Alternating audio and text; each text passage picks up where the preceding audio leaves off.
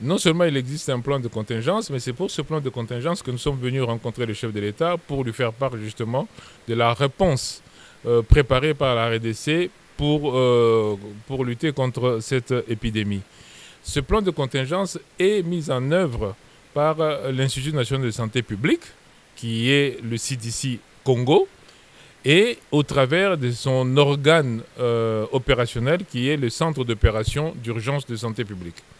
Alors, ce Centre d'opération d'urgence de santé publique, le COUSP, a développé le plan de contingence, le plan de vaccination, le plan de prise en charge, tout le plan de lutte contre Mpox. C'est autour de ce plan que non seulement le gouvernement a commencé à s'engager, vous avez suivi que le ministre des Finances a annoncé déjà entre 6 et 10 millions de dollars, et ceci vient d'être confirmé par le président de la République. Vous avez suivi que les partenaires, notamment CDC Afrique, commencent à mettre de l'argent. C'est autour de ce plan de contingence qui a été élaboré que nous faisons cela.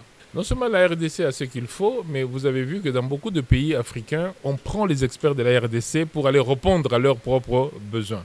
Donc non seulement que la RDC a tout ce qu'il faut en termes de capacité humaine, mais la RDC, comme je viens de dire, a un plan, mais la RDC a un engagement politique fort du gouvernement pour pouvoir justement répondre à ça. Oui, je peux rassurer la population que, comme on a fait avec Covid-19, je rappelle quand même pour Covid-19 que la RDC, c'est le pays où il y a eu le moins de morts par Covid-19.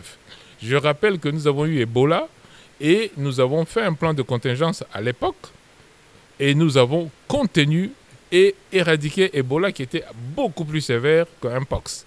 Donc la RDC a les compétences, la RDC a les moyens et la RDC a une planification pour cela.